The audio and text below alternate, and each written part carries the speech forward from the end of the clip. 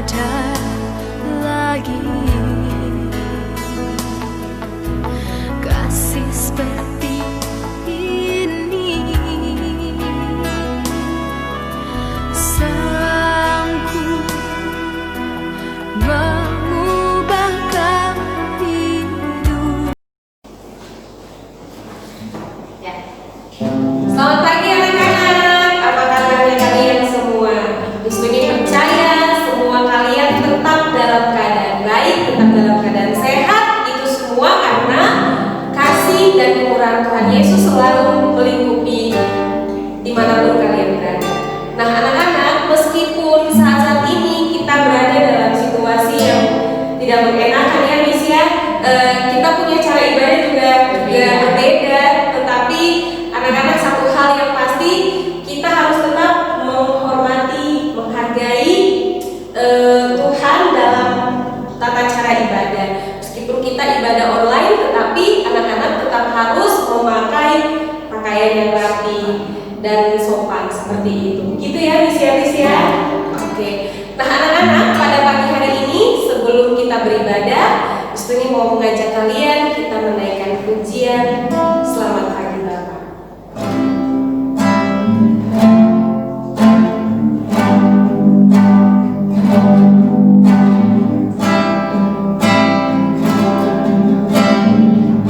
Mari kita naikkan pujian ini katakan Selamat Pagi Bapa.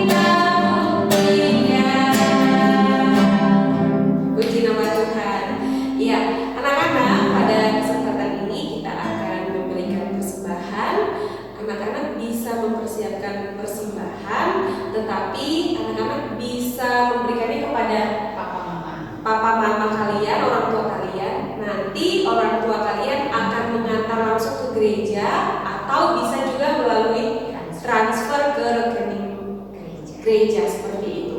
Jadi untuk sambil kita memberi persembahan, kita menaikkan pujian Rukun Cinta sekali lagi.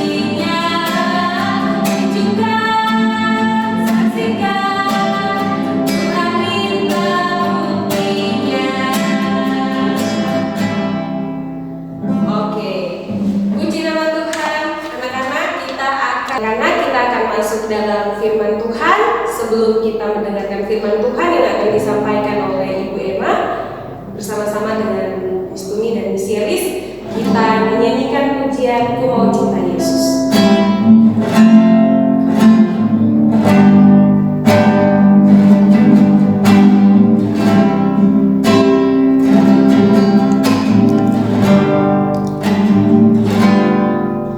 Ku mau cinta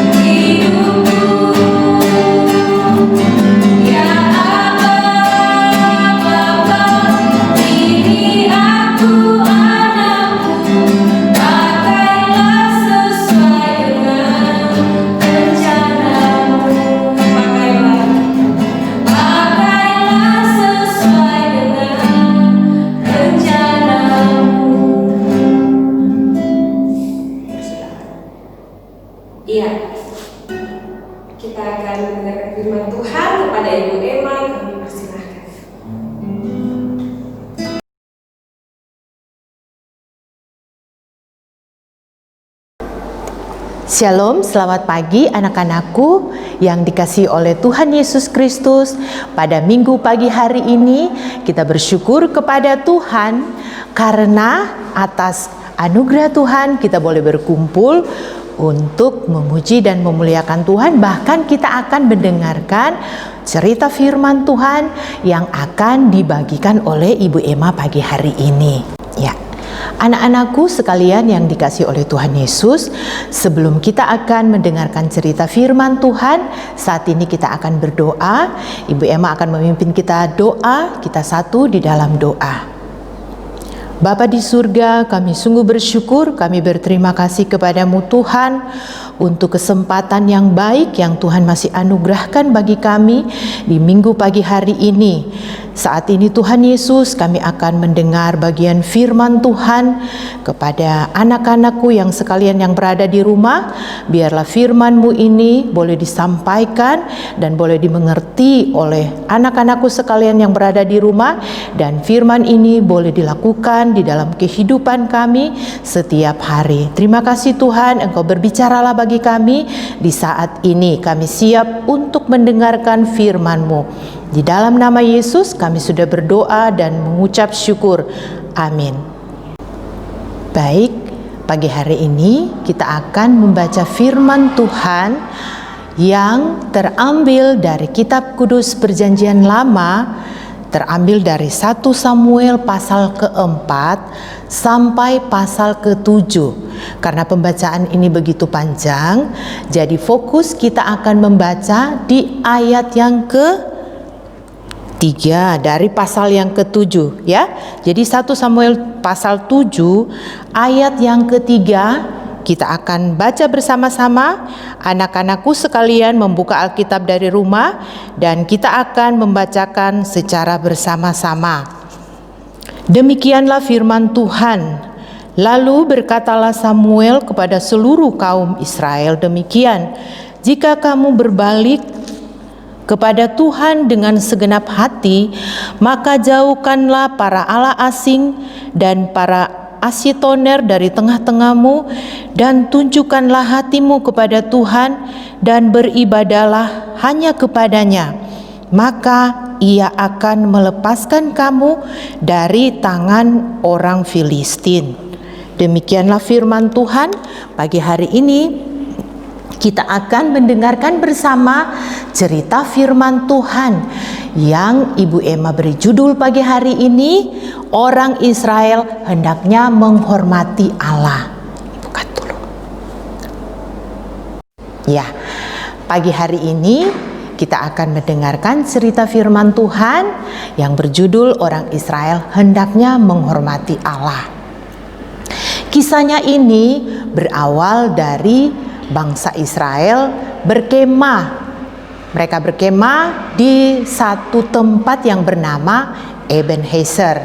Nah, pada saat itu mereka mengalami satu peperangan. Nah, peperangan ini bangsa Israel pada saat itu berkemah di satu tempat yang bernama Ebenezer. Dan mereka pada saat itu bertempur atau berperang melawan musuh mereka. Musuh mereka itu adalah orang-orang Filistin.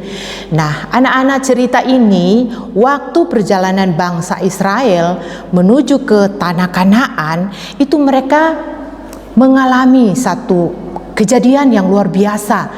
Karena pada saat itu, sebelum mereka sampai ke tanah Kanaan, itu mereka diserang oleh salah satu musuh mereka, yaitu bangsa Filistin. Perlu anak-anakku ketahui, orang-orang Filistin tersebut adalah orang-orang kafir. Mereka adalah orang-orang yang tidak mengenal Allah, atau orang-orang yang tidak tahu menyembah Tuhan. Kalau orang Israel itu sendiri adalah satu bangsa pilihan Tuhan, dan orang Israel sendiri adalah orang yang dikasihi oleh Allah, orang yang dipilih oleh Tuhan. Nah, pada saat mereka berperang melawan bangsa Filistin saat itu, mereka mengalami kekalahan, dan pada saat itu musuh mereka bangsa Filistin menyerang, dan pasukan mereka sebanyak 4.000 itu mati di medan perang ya. Anak-anakku sekalian, ketika mereka mengalami kekalahan oleh karena pertempuran di medan perang pada saat itu, mereka berpikir bahwa karena mereka tidak punya Allah, jadi mereka mengambil tabut perjanjian dari tanah Silo. Padahal tabut perjanjian itu, anak-anak perlu tahu, itu adalah satu benda yang tidak bisa diangkat sembarangan atau tidak bisa dipindahkan sembarangan, karena bangsa Israel pada saat itu mengalami kekalahan dari bangsa Filistin. Mereka merasa bahwa mereka harus membawa tabut perjanjian tersebut agar mereka boleh mengalami kemenangan melawan musuh mereka, bangsa Filistin. Dan pada saat itu mereka bersama-sama mengangkat tabut perjanjian itu, memindahkan di perkemahan, supaya ketika besok lagi mereka melakukan pertempuran melawan musuh mereka, mereka berharap bahwa mereka juga akan mengalami kemenangan seperti bangsa Filistin. Anak-anakku yang dikasihi oleh Tuhan, apakah tindakan dari bangsa Israel tersebut itu adalah tindakan yang benar menurut Tuhan? Ya, seperti apakah bangsa Israel ketika tabut perjanjian itu dipindahkan dari tempat yang maha kudus, satu bait Allah, dan mereka memindahkan tabut perjanjian itu di perkemahan mereka. Dan mereka setelah membawa tabut perjanjian itu, mereka bersorak-sorak, mereka bergembira, dan mereka bersuka cita. Mengapa mereka bersuka cita dan bergembira? Karena mereka menyadari bahwa itu adalah tanda kehadiran Allah. Tetapi anak-anakku sekalian, itu bukan sesuatu tindakan yang benar di hadapan Tuhan. Anak-anakku sekalian yang berada di rumah yang dikasihi oleh Tuhan Yesus Kristus, setelah tabut perjanjian itu berada bersama-sama dengan bangsa Israel, ternyata mereka mengalami kekalahan yang luar biasa, yang lebih besar jumlahnya dari pertempuran yang pertama kali. Yang pertama kali tadi mereka kalah sebanyak berapa? 4.000. Nah, yang kedua kali ini waktu mereka berperang melawan musuh mereka, mereka mengalami kekalahan lebih banyak lagi, bahkan 30.000. Luar biasa. Orang Israel mati di medan perang melawan bangsa Filistin. Jadi berapa jumlah orang Israel yang mengalami kekalahan?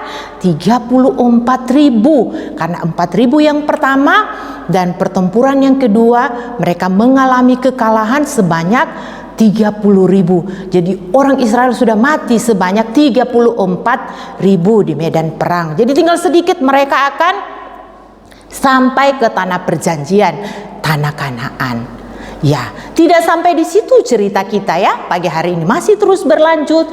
Ibu akan menyampaikan apa yang menjadi isi dari tabut perjanjian itu. Ya, perlu anak-anak ketahui, tabut perjanjian itu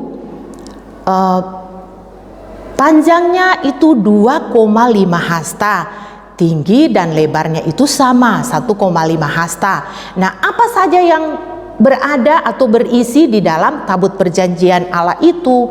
Itu berisikan 4 item, ya.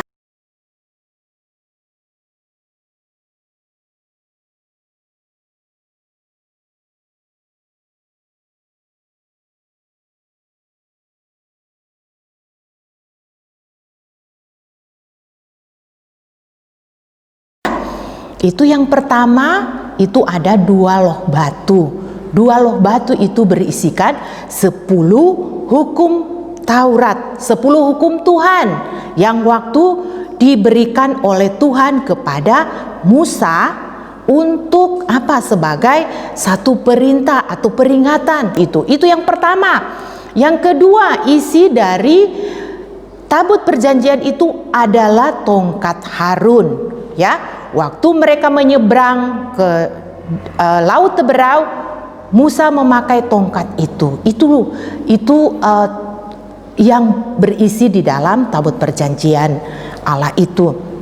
Nah, yang ketiga itu adalah bulir-bulir mana. Bulir-bulir mana itu adalah makanan bangsa Israel selama mereka dalam perjalanan menuju ke tanah Kanaan. Tetapi dalam cerita ini mereka belum tiba. Jadi tabut perjanjian itu berisi item-item tersebut yang sudah Ibu Emma sampaikan, ada 3. Dan yang keempat itu berisi kitab Taurat, ya. Jadi anak-anakku perlu tahu bahwa tabut perjanjian itu bukanlah sarana atau jimat bangsa Israel untuk mengalahkan bangsa Filistin, tetapi itu adalah sebuah tanda kehadiran Allah. Bahkan dari firman Tuhan ini dikatakan bahwa tabut perjanjian itu tidak boleh sembarangan orang melihat. Ketika orang membuka saja atau menyentuh itu, mereka akan mati. Ini firman Tuhan yang berkata.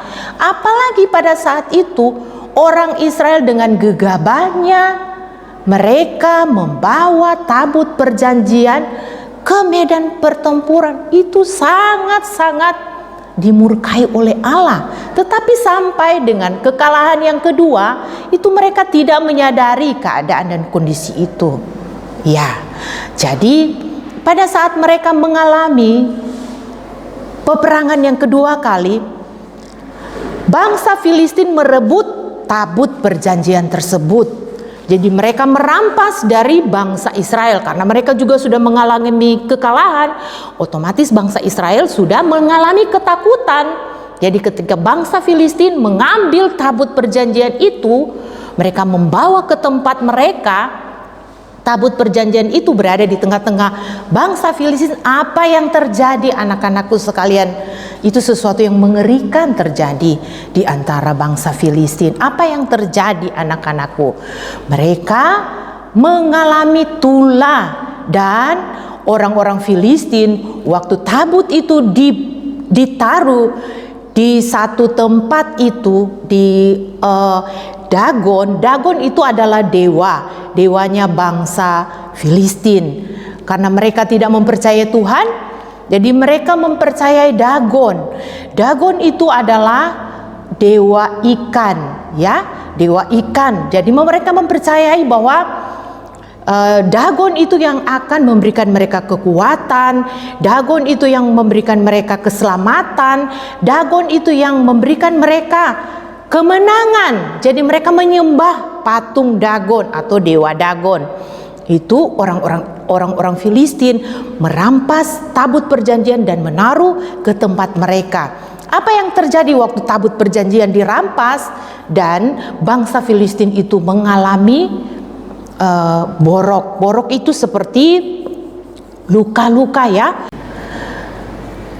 Waktu bangsa Filistin menaruh tabut perjanjian itu di dekat Dagon mereka atau dewa mereka, mereka berharap dengan adanya tabut perjanjian itu mereka pun akan mengalami berkat.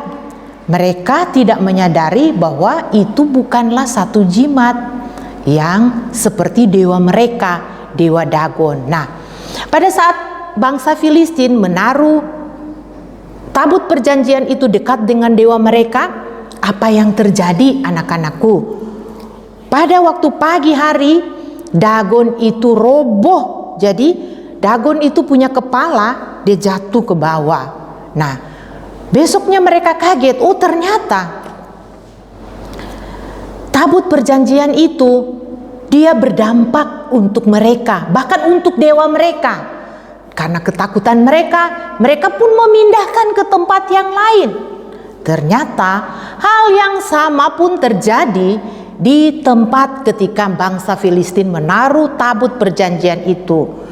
Dan pada saat itu orang-orang yang berada di daerah itu pun mengalami borok yang sama di tubuh mereka. Akhirnya apa yang terjadi? Bangsa Filistin pun merasa ketakutan karena ternyata tabut perjanjian itu bukan mendatangkan berkat untuk mereka, tetapi mendatangkan tulah. Mereka tidak menyadari apa fungsi dari tabut perjanjian itu. Akhirnya anak-anakku sekalian, mereka pun mengumpulkan raja-raja bangsa Filistin pada saat itu dan mereka pun bertanya, bagaimana dengan tabut perjanjian ini? Apa yang harus kami lakukan? Dan pada saat itu para pembesar-pembesar pun menyampaikan bahwa tabut perjanjian itu harus dikembalikan kepada bangsa Israel. Nah, mereka pun membawa tabut perjanjian itu bersama dengan tebusan mereka agar mereka pun dipulihkan dari tulah-tulah yang mereka alami pada saat itu.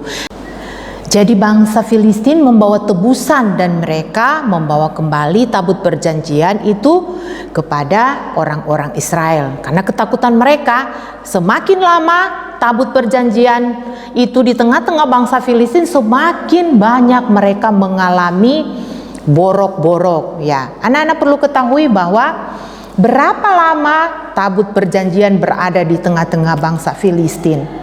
Itu selama 7 bulan, ya. Jadi 7 bulan itu bayangkan, satu hari saja berapa orang yang mengalami borok, apalagi 7 bulan. Jadi mereka mengalami ketakutan, sehingga daripada mereka semakin hari semakin tidak nyaman, mereka memutuskan untuk mengembalikan tabut perjanjian itu ke tengah-tengah orang Israel. Dan pada saat mereka mengembalikan tabut perjanjian itu ke tengah-tengah bangsa Israel, disitulah Samuel berbicara untuk orang-orang Israel. Ya, anak-anakku sekalian, Samuel adalah hakim pada saat itu. Ya, jadi apa yang Tuhan akan bicara, dia berbicara melalui hambanya, melalui Samuel, untuk menyadarkan orang-orang Israel dari kekeliruan mereka. Jadi 2 kali bangsa Israel mengalami kekalahan itu karena satu poin, mereka tidak menghormati Allah, ya. Jadi tidak menghormati Allah itu sesuatu yang fatal bagi hidup kita. Samuel berkata demikian, firman Tuhan, lalu berkatalah Samuel kepada seluruh kaum Israel demikian: jika kamu berbalik kepada Tuhan dengan segenap hati, maka jauhkanlah para allah asing dan para Asyoteret dari tengah-tengahmu, dan tujukanlah hatimu kepada Tuhan dan beribadahlah hanya kepadanya, maka Ia akan melepaskan kamu dari tangan orang Filistin. Ya, melalui pembacaan firman Tuhan kita pagi hari ini sangat-sangat jelas, ya anak-anakku, apa yang Samuel sampaikan melalui firman Tuhan pagi hari ini, bahwa kalau bangsa Israel berbalik hatinya kepada Tuhan dan beribadah sungguh-sungguh kepada Tuhan, mereka akan mengalami kemenangan.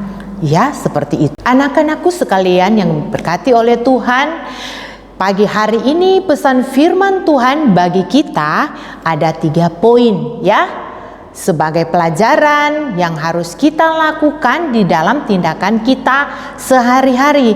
Belajar dari firman Tuhan yang sudah Ibu Emma bagikan pagi hari ini ada 3 poin, ya. Yang pertama itu adalah bangsa Israel tidak menghormati Allah. Nah, mereka membawa tabut perjanjian itu ke tengah-tengah medan pertempuran, itu adalah sesuatu yang tidak menghormati Allah.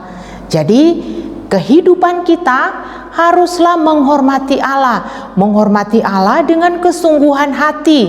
Jadi aplikasinya bagi anak-anakku sekalian, jikalau minggu pagi kita diberikan kesempatan untuk beribadah seperti ini, seharusnya sikap dan hati kita itu adalah menghormati Tuhan dengan kita duduk dan mempersiapkan firman Tuhan dan mempersiapkan Alkitab, duduk mendengarkan firman Tuhan, itu adalah satu bentuk kita menghormati Allah. Itu aplikasi di dalam tindakan kita sebagai orang yang percaya kepada Tuhan, ya. Kedua, bagi kita di pagi hari ini, kita belajar dari orang-orang Filistin, ya. Jadi ketika mereka membawa tabut perjanjian itu di tengah-tengah mereka, mereka berpikir bahwa itu juga adalah sebuah jimat keberuntungan. Jadi mereka juga menyamakan itu dengan dewa mereka, dewa Dagon. Tetapi ternyata itu juga membawa bencana untuk orang-orang Filistin itu sendiri. Padahal mereka sendiri adalah bangsa yang tidak mengenal Allah.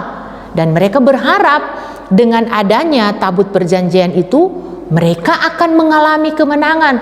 Tetapi apa yang terjadi anak-anak? Semakin mereka berpikir dan mereka mengambil tindakan menurut apa kata mereka benar, itu juga menyakiti hati Tuhan.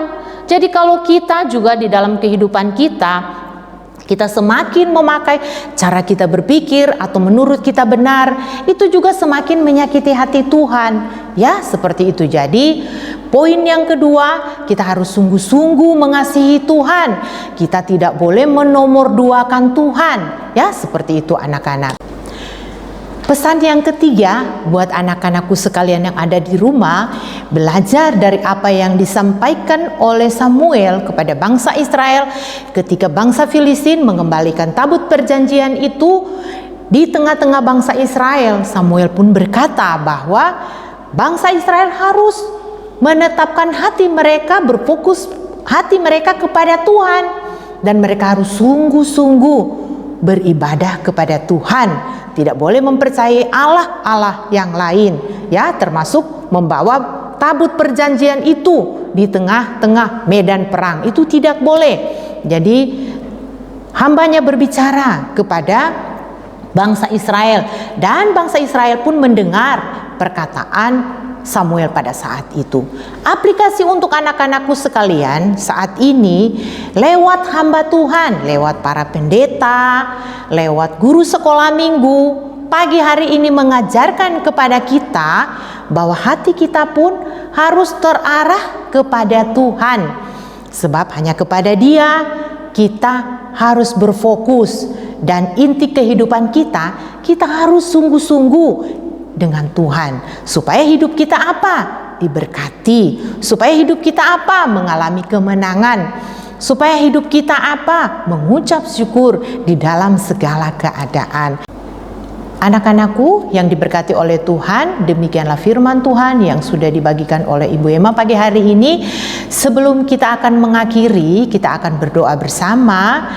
Namun di dalam doa kita bersyukur kepada Tuhan untuk firman Tuhan kita di pagi hari ini, dan kita juga akan berdoa untuk persembahan kita. Dan anak-anakku sekalian yang dikasihi oleh Tuhan Yesus Kristus, jangan lupa bahwa persembahan setiap minggu itu wajib kita serahkan sebagai bentuk syukur kita kepada Tuhan. Dan persembahan tersebut bisa diantarkan langsung ke gereja atau bisa ditransfer melalui rekening papa dan mama di rumah. Demikian, kita satu di dalam doa. Mari kita berdoa. Bapa di surga, kami sungguh berterima kasih kepadamu ya Tuhan untuk segala kebaikan dan anugerah-Mu bagi kami, sehingga kami boleh membagi firman-Mu di pagi hari ini. Kami berdoa untuk firman-Mu yang sudah kami bagikan kepada setiap anak-anak yang berada di rumah maupun kami secara pribadi. Tuhan menolong memberkati agar firman-Mu ini memberi kekuatan untuk kami jalani dan kami lakukan di dalam tindakan kami setiap hari. Terima kasih Tuhan, Engkau memberkati setiap anak-anak yang mendengarkan cerita firman Tuhan di pagi hari ini dari rumah mereka masing-masing. Tuhan Yesus memberkati kehidupan anak-anak dalam masa pertumbuhan, di dalam masa pandemi ini. Tuhan memberikan, menganugerahkan mereka sukacita dan tetap semangat untuk menikmati kehidupan yang masih Tuhan berikan. Pagi hari ini kami juga berdoa menaikkan syukur kepadamu Tuhan untuk persembahan yang sudah dibagikan, diberikan melalui tangan-tangan-Mu. Tuhan Yesus memberkati keluarga, anak-anak yang terkasih yang berada di rumah yang sudah memberikan persembahan. Kiranya persembahan ini dapat digunakan untuk pekerjaan pelebaran kerajaan Tuhan di muka bumi ini melalui gereja kami. Biarlah persembahan ini boleh terus dipakai untuk pekerjaan Tuhan. Terima kasih Bapa di surga. Kami juga berdoa menyerahkan aktivitas kami di minggu yang baru. Tuhan Yesus menolong memberkati agar kehidupan kami di minggu yang baru terus diberkati oleh Tuhan, dan kehidupan kami boleh terus menjadi berkat bagi sesama untuk memuliakan-Mu Tuhan di sepanjang kehidupan kami. Terpujilah Engkau Bapa yang sudah menganugerahkan kami kesehatan dan anugerah kekuatan. Hanya di dalam nama Yesus kami sudah berdoa mengucap syukur. Amin. Anak-anakku sekalian yang dikasihi oleh Tuhan Yesus Kristus yang berada di rumah, demikianlah serangkaian kegiatan sekolah minggu kita di minggu pagi hari ini. Terima kasih untuk kesediaan kalian untuk bersama-sama mendengarkan firman Tuhan dan juga duduk diam untuk mendengarkan cerita firman Tuhan. Kita akan mengakhiri dan kita akan berjumpa pada minggu yang akan datang. Tuhan Yesus memberkati kita sekalian. Selamat hari Minggu.